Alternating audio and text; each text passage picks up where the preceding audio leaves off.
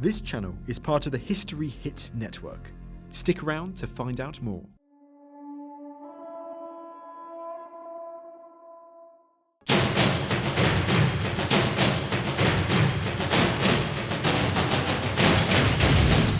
We've got a bit of a puzzle on our hands this week. Hundreds of Roman finds have turned up in this Suffolk field. Things like this Roman key end. It's really beautiful, isn't it? But so far, there's no evidence of any building to go with all the finds. The farmer who owns this field would love to know, was there once a fancy Roman door to go with this key? Time Team have got just 3 days to find out.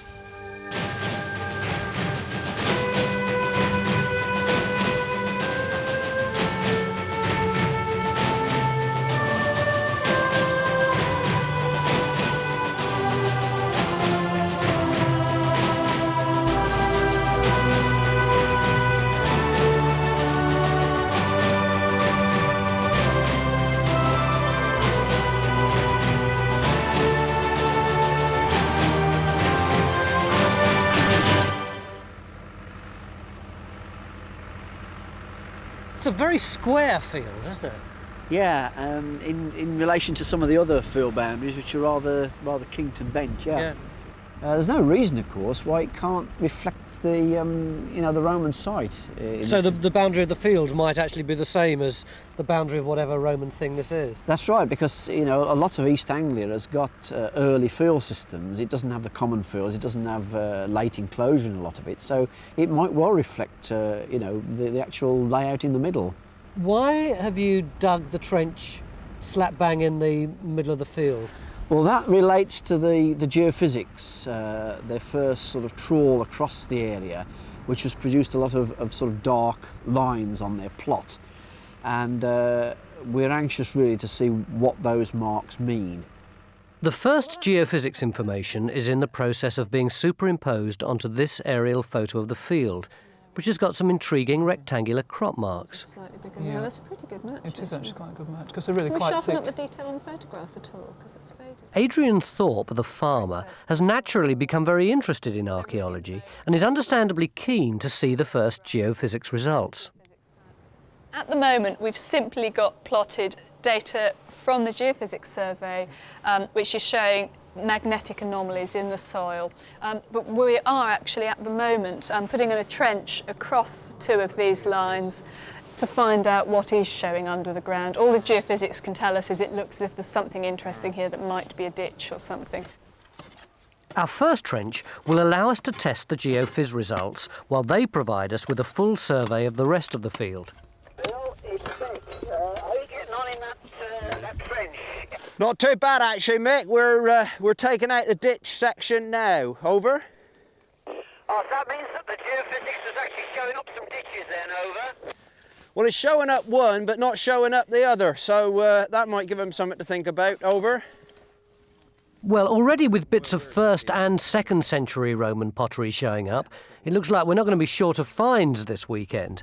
But what's remarkable about the finds from this field is that they're almost exclusively Roman. It is beautiful, that verdigris, isn't it? It's fantastic that it's bronze, presumably, isn't it? We've got the Roman key, of course, which someone's coming to look at later, and there are literally hundreds of other finds, including an impressive collection of coins. This one's got the head of Hadrian on it and dates to the 2nd century.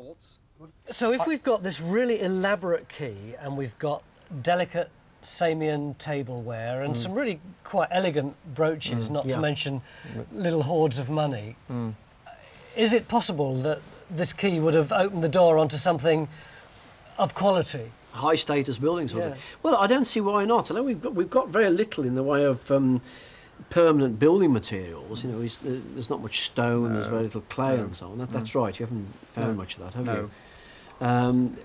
If you look at the present buildings round here, they're all timber framed. There's no reason why our Roman ones can't be timber framed as well. And let's hope that we find some more things like this over there. I'd be happier to find more stuff like this, I think, because in terms of a building... You would rather...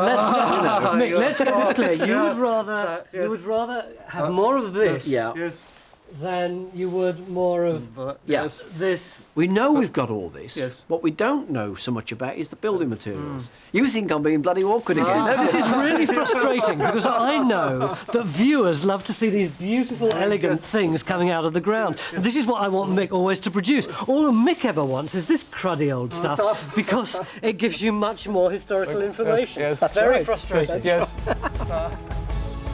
Most of the metal objects were found by 2 dedicated detectorists who'll be helping us this weekend by checking the clumps of dried soil as they come out of the trenches. All the finds from this site will be plotted by our survey team. History Hit is like Netflix, just for history fans. With exclusive history documentaries covering some of the most famous people and events in history, just for you. Our extensive catalogue of documentaries covers everything from the rise of Hannibal Barca to the illustrious treasures of King Tut. So sign up today for broadcast quality documentaries uncovering the mysteries of the ancient world. We're committed to bringing history fans award-winning documentaries and podcasts that you cannot find anywhere else. Sign up now for a 14-day free trial, and Odyssey fans get 50% off their first 3 months. Just be sure to use the code Odyssey at checkout. Hi Vic, what you got? We've got some rather nice pieces of Roman cooking pot here. It's a nice piece of rim, some decoration on the outside. And we've got several pieces that look as if they'll probably go together. This is the stuff that came out the ground this morning? Yes, it is. Yes, so this is some of the first things we've had brought along to us to sort out and clean. Wow.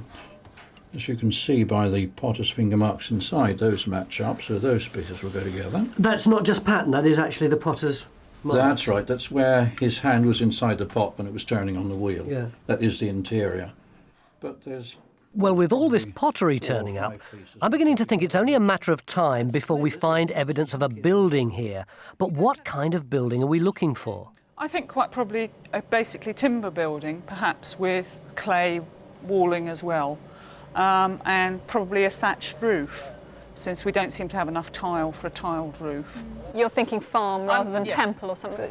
In a trench, we'd be looking for maybe post holes or a slot for a foundation beam to go in. Yes, that sort of thing certainly turns up quite frequently, and you can get quite a high status building, after all, made out of timber. If our bet is that this is a Roman farmhouse, is what we mean that there were Italians living there with English slaves and servants, or are they English people who have become Romanised? It's more likely that a place like this would have been the local British farmers who'd been there for generations, gradually taking on Roman ways of doing things, use of Roman pottery, Roman coins. Socially upwardly mobile. Yeah, so that, Adopting the new to use a term like Romana British really means the British during the period of Roman connection, really. Which is about a bit of a culture shock to them, though, when the Romans did actually arrive, wasn't it? But I think we all think it changed overnight, but it seems to me that it changes over some considerable time. And what we have to look at It this starts before the conquest, Well, it does in the southeast, doesn't it? Yeah, and we're quite close to Colchester, which was Camalodunum, which was the centre of a major Iron Age tribe that was trading with Rome well before the conquest. This is where the wine amphora are coming in, isn't Absolutely, it? And all the drinking yes. kit and that sort of thing.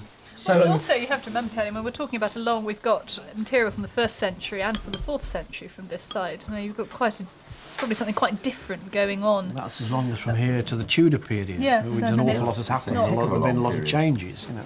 So the picture might be of a British farming family who are gradually getting influences from over the water of Roman life, gradually becoming more Romanised. Then the invasion takes place. Probably the grandchildren of that same family still there, thinking of themselves much more as Roman citizens until... Wanted to take up the new ideas, as it were. You just imagine the old boy sat under the tree when the first one of the grandchildren turns up with the toga on. What the hell have you got on there? You know, what's such fancy gear? You're not going out dressed like that. You're not going out dressed like that, you know. Back to work, and our first trench has confirmed that one of the geophysics black lines is in fact a double ditch, and probably had a bank and hedge on top of it. But we've got a problem. This second ditch, found at the other end of this trench, isn't where the geophys plot indicated. So in these dry conditions, we're picking up some things, but not others. This ditch is showing up on the geophysics, so we know we can pick up ditches. But a building isn't going to be defined as clearly as that. It's not going to have a huge, great big ditch like that. A building is probably going to be a series of small post holes or a compacted floor or something like that. But that's very difficult for us to pick up. But from this, we do know what is, as John was saying, with the depth of the material, the depth of the natural, the way in which strong features are showing up. Stuart's busy plotting the alignment of the two ditches found in our trench, and it appears that they belong to two different periods of Roman occupation.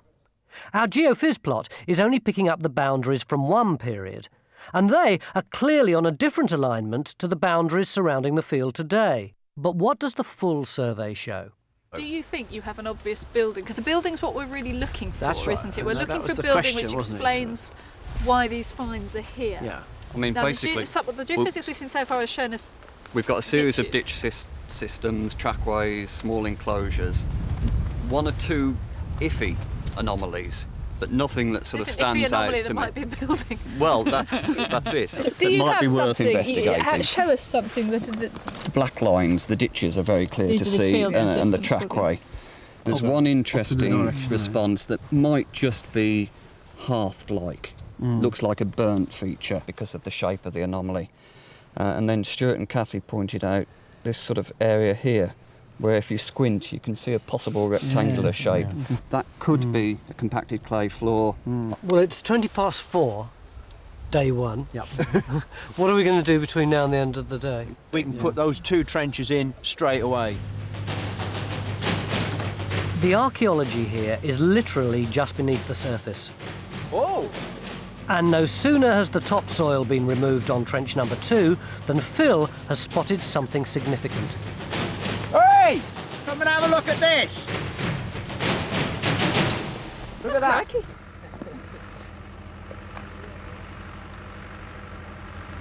Yeah, you come and have a look at this. Look, it's all bits of crushed pot. Slabs of it, look, all the way around. That's right. Look at the amount of charcoal and here, too. Look, and it's bits on top of each other. Look, and there's a big piece there. I think it's right. That looks like a Roman rim It there, does there, doesn't very it? much so, I yeah. just wondered And about that- some of that this. does too. Bang I in mean, the middle of the trench at that. What's interesting, it seems to be an isolated anomaly. Yeah.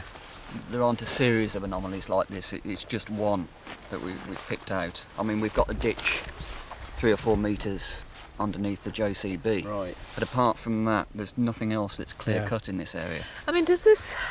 I suppose when we've got a clearer idea of what it is, we'll be able to work out, have a better idea of whether it's likely to be associated with a building or not. Because if Yeah, I mean, it's If just it is, possible then we're that gonna all have the to concentrate on this geophysics is area. seeing is this burnt deposit, and that this burnt deposit is actually within a structure, a timber structure that we're not seeing. Well, on the other hand, it could be a rubbish pit in the middle of a carry on middle this of a field. discussion. Yeah, let's get out on of with the it. train. Yeah, let's get on with it. So we think we've found a hearth, which must mean we're getting closer to the settlement. You're a born marksman. Yeah, that black stuff, spot on. Trench 2 will now be extended to allow us to excavate both the possible hearth and the ditch showing on the survey here. And we still have enough time today to open up our third trench, here, which, if geophysics are right, could reveal an actual floor surface. The plan for both of these new trenches is to wet them down so that we can cover them overnight and allow the water to soak through and make digging a little easier tomorrow. I thought you might just be interested to have a look at the Iron Age coins that are the evidence for settlement on this particular site before the Romans got here. Sure. This little one, which is lovely, is Tasciavanus, who was a king of the Cacciavalauni, the tribe just to the south of here. And he was probably the son or grandson of the chap that resisted Julius Caesar when he popped across the channel in 55 BC. Yeah. Then after that, we've got his son, a chap called Cunobelin or Cunobelinus, who establishes his capital at Colchester, about 20 miles away from here. Those taken with the Iron Age pottery that's come up gives us reasonable certainty that there was Iron Age settlement here, 1st century BC, just before the Romans arrived in 43 AD under Claudius. So there's a good chance that as well as Roman material, we might come up with some Iron Age stuff this weekend. Oh, absolutely, yeah. I mean, and demonstrating the continuity right the way through for some 500 years. Super. One thing we're not expecting to find much of in our trenches is Roman glass, because as a valuable commodity, it was always collected and recycled. Typically, Adrian has found only the one piece of glass on this site, but over the next few days, we're going to attempt perhaps our most ambitious experiment yet: to recycle some glass in a primitive furnace, just as the Romano-British people might have done. Gilbert Burrows, a local farmer, is getting the experiment underway by using his experience of pottery kilns to build our furnace, which will be based on archaeological evidence. Hey, you've got a find here. Got find? Place is absolutely stuffed full of finds. I mean, look at all this. Look. It's true. Total bag of pottery. That's just come out of here. Yeah. And the whole trench is stuffed full of stuff. And I ain't just talking about finds, I ain't just talking about objects. Can you see there's these dark features here, these dark splodges? Yeah. Well, there. Yeah. See, there's a one that comes across here. Yeah. There's one in there just beyond you. There's another one down further. They've all got finds in them. And for just one trench, we got all these features in here. This ain't what you find in a field. We found it in a field. not in a Roman field. People don't dig holes in the middle of a field. So what do you think it is? I reckon we got to be somewhere pretty handy, the settlement. Really? We must be somewhere near it. So a buoyant mood around the table as the wines poured, and in keeping with our Roman theme for this dig, a chance to try out some replica Roman pottery. These were made by Gilbert, who's been working all day on the glass furnace.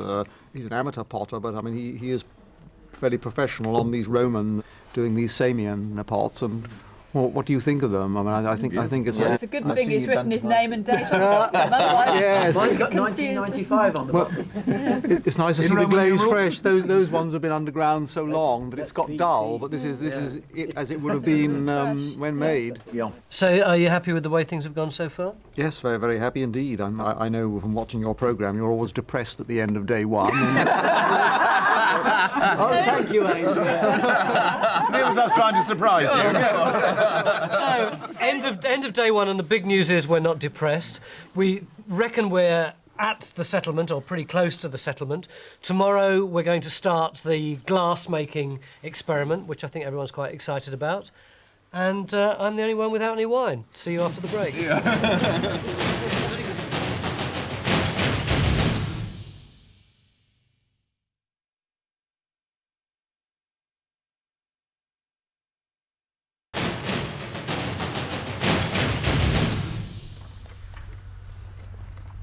These pictures are Victor's projection of what the key would have originally looked like.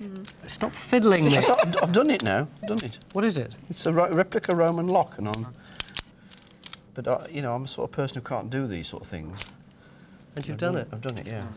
Anyway. Which of these do you think this key is more likely to have looked like originally, and what sort of door would it have opened? It could be either. We have examples of key handles like this in bronze throughout the Roman Empire. Both of these sorts of key would have been used with this sort of handle. This sort of key has a more complex system in that the teeth here would engage into the lock, lift it and then slide it along. This one is more a rotary key, it's more like a modern mortise lock. Unfortunately, I don't think either of those would be used for a front door. They're more likely to have been used for a large chest.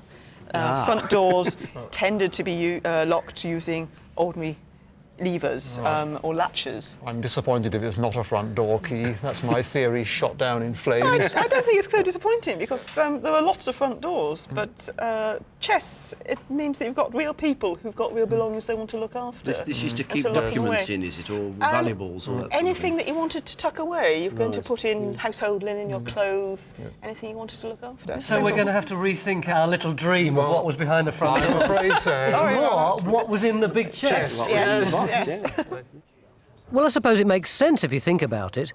A timber farm building wouldn't need a sophisticated lock. It would just have had something to stop the door blowing open in the wind.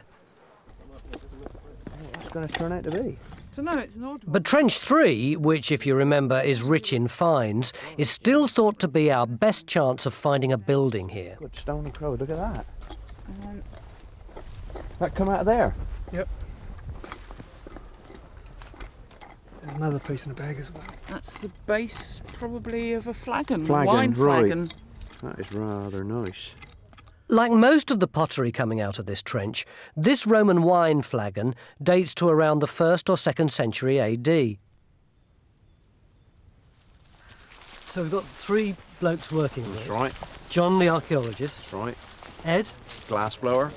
And Gilbert. Gilbert, who's the potter. That's right. And he's the man who made the Samian ware last night. Hiya. Hi there, Tony. How's it going? It's going very well so far. We're obviously going to have a few snags and problems because this is real experimental archaeology. You haven't made one of these before? And to my knowledge, this has never really been attempted in such conditions. Looks like little tugboats, doesn't it? It's not going to float though. So how does it work? Well, this is where the timber is going to go in the front here, and the heat is going to be concentrated here and drawn through the furnace.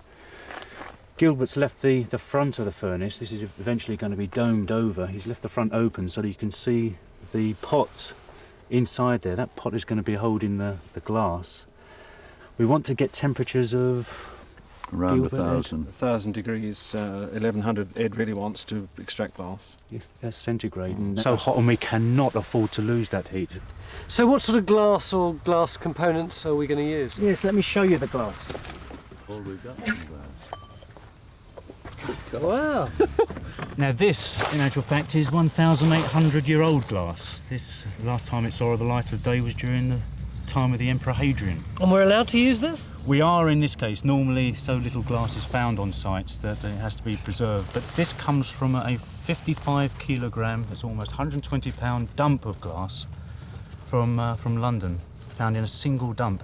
It is the dump, the bottle bank, in effect, of a Roman glass worker in about 120 AD. So bottle banks are nothing new then? Absolutely not, no. The Romans recycled as much as they could. There's no evidence that glass was ever made in Roman Britain, only recycled. Apart from archaeological evidence, all we have to go on are images like this one, found on a Roman lamp dating to the 1st century AD. If you look closely, you might be able to work out a figure on this side. This guy here, he's blowing glass. We assume that what he's got here is a blowpipe with a vessel being formed at the end. Up in the air, Carenza and Mick are on the lookout for more clues as to how our site fitted into the Roman landscape.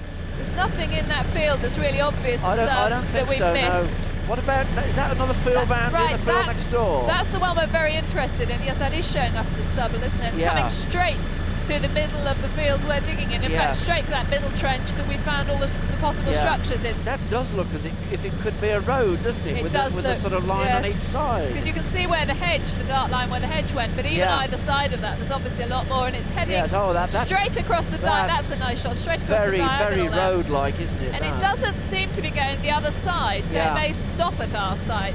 I wonder if that's the way in, whether it's a ditch trackway or something coming in. That would be good, wouldn't it?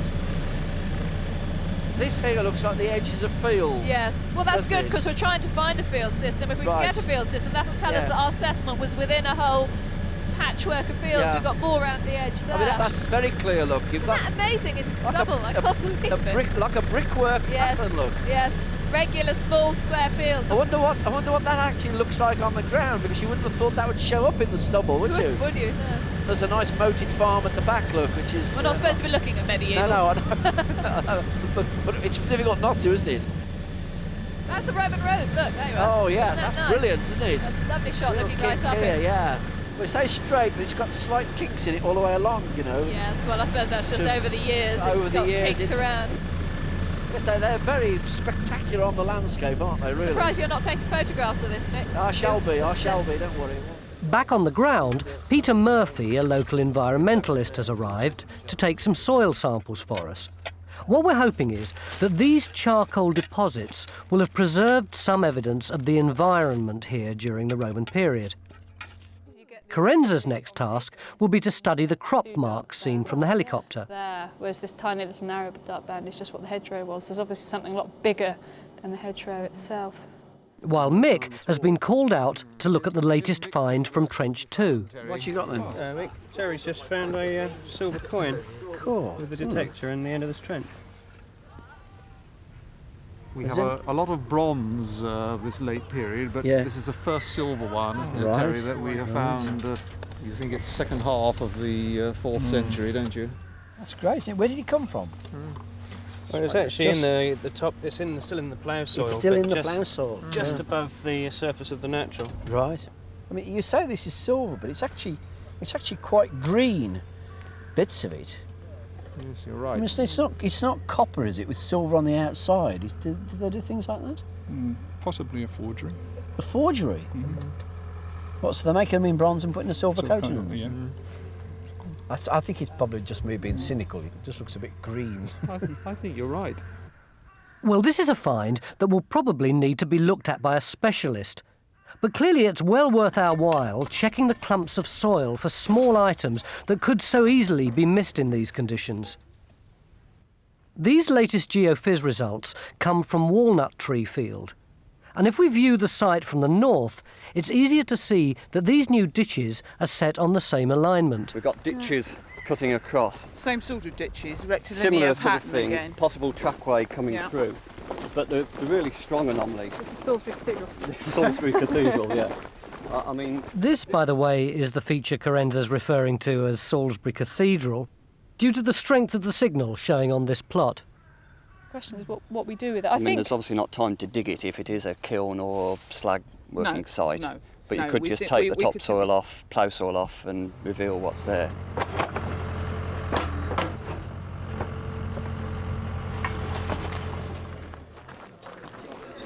I'm getting the impression, Mick, that you don't think that we're going to be able to find this settlement using geophysics simply because it hasn't left any mark on the geophysical record. Well, it depends what people mean by finding the settlement. Yeah. We've already got it. If you're actually talking about a physical building, post holes and so on, then the best bet, I'd have thought, is expansion of the existing trenches. Of the third trench. Rather than starting in a totally new area. Yeah. We're going to stand far better chance by having a wider area to see small post holes. The trouble with timber buildings, of course, is that they don't leave much structural evidence behind. And as far as progress within this field is concerned, it's the pottery finds from our hearth in Trench 2 which are currently generating the most interest. Ah.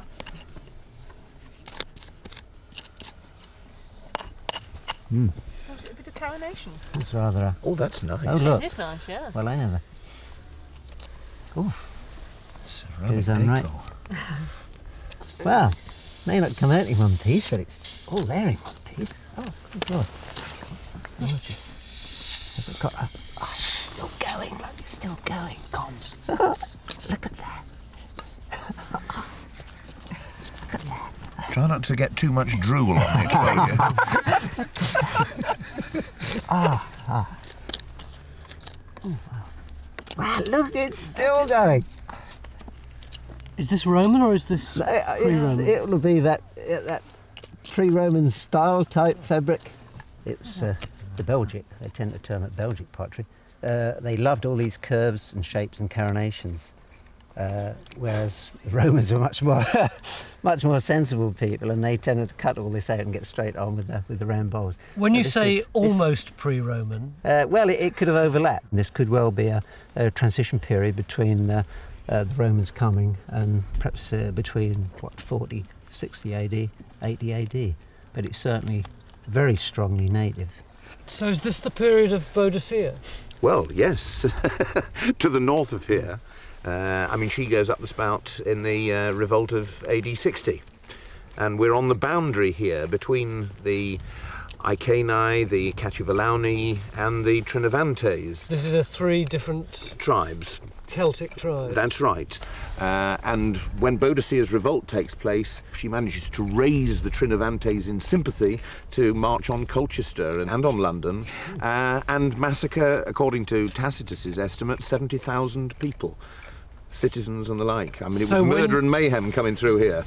So when Boudicca, Boadicea lost, presumably the Romans would have come here and could have smashed up this place a bit. Yeah, I mean, the cause of the revolt was really that the Romans had maltreated Boadicea, Boudica, and her 2 daughters. Boudica had been whipped, and the 2 daughters had been raped, and they dispossessed all the royal family of their lands and estates, and quite naturally, the Iceni revolted, and of course when almost the inevitable happened and the might of Rome really reasserted itself, retook control, and presumably ruled this area with an even harder iron hand than had been the case before. So the farmers who lived around here could well have been the descendants of people who'd fought in Boudica's revolt. Or who the Romans put in to displace them as being more loyal. Yeah. Well, this is a bit of a surprise. I'd expected that we would have found evidence of the last Romano-British settlement here. But this pottery could mean we're finding evidence of the earliest phase. Hope it doesn't all fall in the first 2 hours, eh? So it is beginning, actually. It works. It works. Yeah. What we've got to do is treat the kiln, and it's not even dry. We've got to treat the kiln as if it were a piece of ceramics. Yeah. Yeah. So the first few hours. That's right. They're crucial. They're crucial. Otherwise, what we'll do is split the thing apart. I don't know if anyone's told Phil, but he'll be expected to be there around midnight tonight when our newly cleaned Roman glass goes into the furnace. Jude? Yeah? Look at that. Oh, it's a butt beaker, isn't it? Yeah. Butt beaker in there? Yeah. What's a butt beaker? A butt beaker is a 1st century pot that's sort of that shape that you could fit a lot of beer in. Sounds like my sort of pot. Have you got any idea what these red clay things are? I mean, it's all a bit reminiscent of how you make pots with fired clay bars. There's a lot of charcoal around. Yeah. What do you mean by fired clay bars? Well, a bit like the sort of prefabricated blocks to put inside something that where you're firing something. So, like if you're making a pottery kiln, you've got a basic shape, and inside you'd have pre-fired clay bits to stack the pots on. Do you think that means that this wasn't just an ordinary farm settlement, but might have been a specialised place for making things? Or do you think it's just that any farm would have had lots of little industrial processes going on? It's very hard to tell, but I do wonder if they've selected the site because it would be good for industry, yes, in that we're in a wooded area, so perhaps they've chosen to put a mainly industrial settlement with a bit of farming as well. Yeah. Yeah. So, important evidence here in Trench 2. But I'm disappointed to report that we still have no sign of a building in Trench 3, despite the fact that all the finds tell us there must have been one close by. Hopefully, by extending this trench, we'll have a better chance of finding it.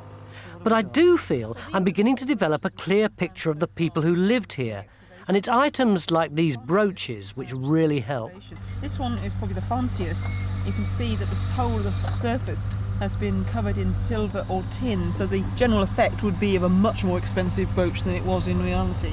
Usually if you hear about a site that's got lots of jewellery on it, you think immediately of wealth, but you're saying this is much more Christmas cracker. Yeah, yes, it is. Yes, it may be that what we're talking about here is the sort of thing that travelling metal workers would make and pedal round from farm to farm. The sort of thing that... Which would fit in with their idea that yes, there might have been itinerants around here, or that these might have been farm people who also made some cheap jewellery. Yes, indeed. Or it may be that people just kept their old bits of brooches and such like, so that when the tinker came round they could exchange a new one for the bits of the old one, which again we know happened. Are you focused for your eyes? I am. We now have some environmental evidence ready to show Adrian. OK, we've got a few spelt grains at the top here. Yes, yes. Some bits of what is spelt chaff, mainly, the husks. Yes, oh yes. But you were saying, Pete, you thought it might be a fuel. Well, it was often used as a fuel. Well, it's quite woody. If you look at a modern ear, you'd see it's a lot tougher and more denser than modern cereal chaff. Yes. So it's got more thermal capacity, really. Just the chaff was used as a fuel, not the And grain. the straw as well. Straw, yes. It suggests it's not coming from far away anyway, which rather homes in on our sort of settlement and the processing in it. Pete's brought some spelt along, and I bought a jar full. I've bought. I think your ears are rather better. Well, they're rather nice. These are ones I've grown in my garden. That's what it looked like, and that's what's come out of each of those. Well, rather small and thin by our way of thinking, isn't it? Yeah, I think they still grow them in Germany, don't they? Do for they? Special sorts of bread. Do they? Oh, yes. Yeah. So it's got to be Iron Age or Roman from the material you. Well, I think that is a legitimate question of how we can be sure of the date of this. Yes. And I think it's because it's coming from that ditch with that Roman pottery in it, isn't it? And it's well below your plough level. Oh, indeed, yes. And it can't be my grain that's fallen down a crack. No, There's a but different you don't sort grow that. altogether, so. No. Well, in any case, this is carbonised. It's been burnt before it got into that deposit. Yes. Well, I think you should bash on with that, Pete. Well, I think that's brilliant. Yeah. Well, thank you very much for showing me And that. you'll get some supper if you get any more out. So, as the end of day 2 approaches, I can't help but feel that we really are making progress on all fronts.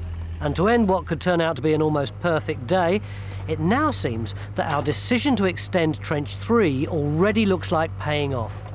I reckon this is a surface. Yeah. Like you say, it is just lifting off. This may well be a floor. Yeah. I think it'd be really, really nice to think that might be the floor of the building.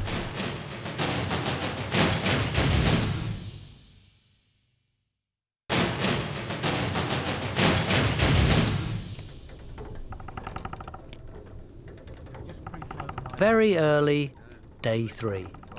And despite problems with wobbly chimneys and a small accident with the roof of the furnace, our enthusiastic team are delighted to be able to report that they've managed to reach 1,000 degrees and are now ready to charge the furnace with the first shovel of Roman glass. We're going to be doing this, half a dozen times at least tonight, because it's going to take a few shovelfuls to fill the furnace, right? You ready, Phil? Okay. That looks good. That looks good. Door back on. And it didn't even pop. Look at that. It didn't even pop. And you only lost 10 degrees. Oh, what? Hey, so far. Oh, wow, look at that fire now. Yeah, listen to it. That's 1,050. Yeah? Ooh, we'll get our 1,100. Yes, we will. First time this glass has been warm in 2,000 years. Yeah.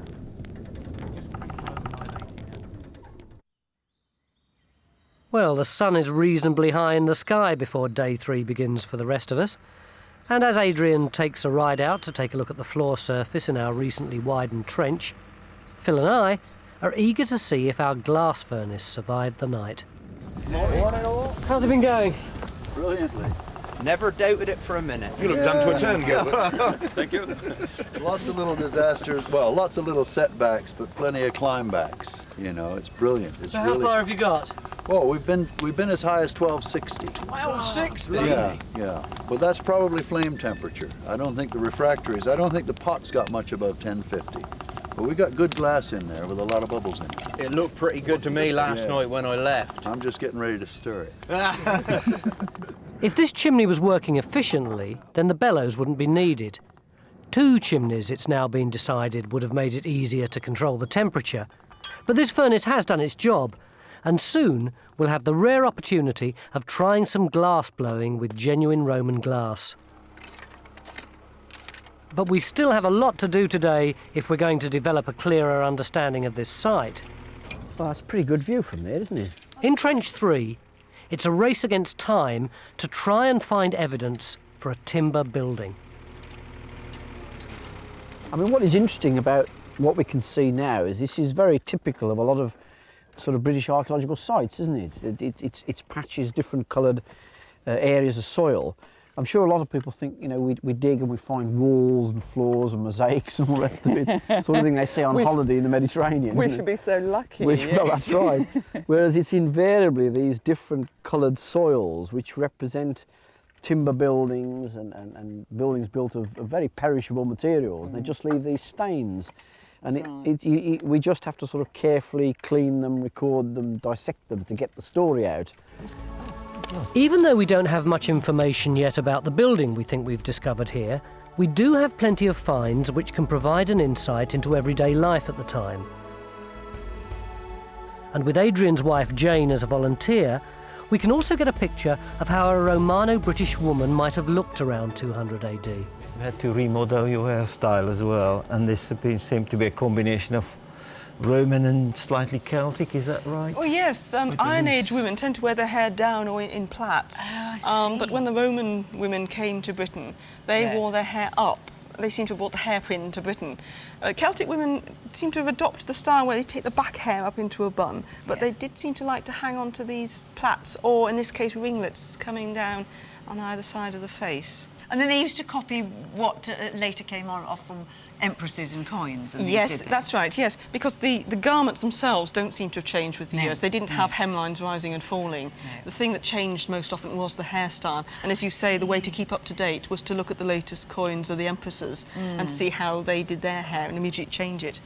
Empresses actually were very nervous about being seen to be old-fashioned, and you very often find in Rome itself marble statues with detachable hair pieces, so that if the fashion changed, they'd just take the hair off and redo it and put it back on again, so they never appeared to be out of fashion.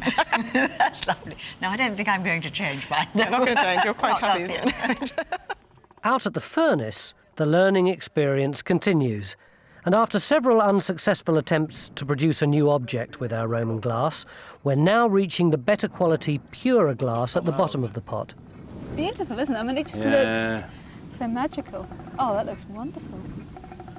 So it's that you blow the glass a little bit and then swing it to get it to... Yeah. Well, you can make it elongate. Basically, we're working with gravity. So what sort of shape are you trying to make it, Ed? It's changed Basically, a from that... small conical vessel, like a cone beaker. It's going to be smaller than most of the archaeological ones that we've found. That is looking nice. Looks nice. The hotter it is, the runnier it is, right? Nice and hot. Oh, really? Are we somewhere near there, Ed? Yeah, we're very I reckon near. I sort of sense. Yeah, I'm not going to try too hard for conical here. We've got a nice thickish bottom, which probably means we'll have a crack. I'm going to go in for the punty, so if you can just stay out for a minute and then warm up while I'm getting the punty. I think I'm going to have to stay off the... I'm going to have to stay off the doings. Yeah, well, try and do it as best as you can. Okay. Anytime you can come round. All and sundry, watch out, because he's a danger with that thing in his hands. Yes. Okay? Yep, I think we've got it.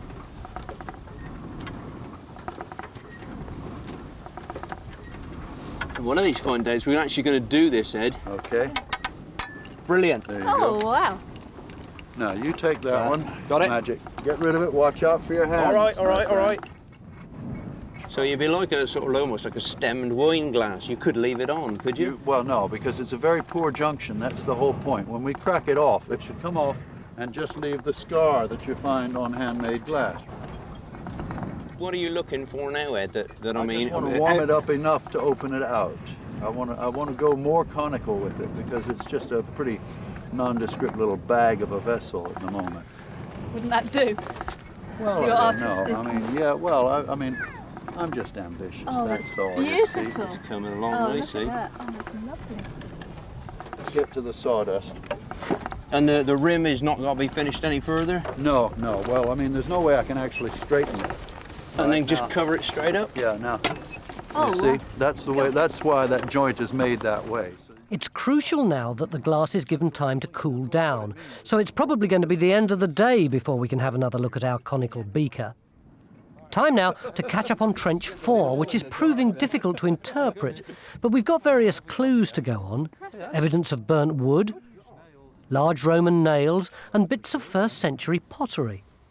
I mean, it's obviously a big hole, isn't it? It's very square. It's been lined with wood by the looks of it. Which has been burned, and that's one episode of use, and then it's just been filled up with rubbish, really. But we really don't know what it was used for. It's frustrating, isn't it? I mean, it's a huge, very nice, regular feature with a wonderful amount of burning, yet it's still enigmatic for us. Oh, yes, yeah.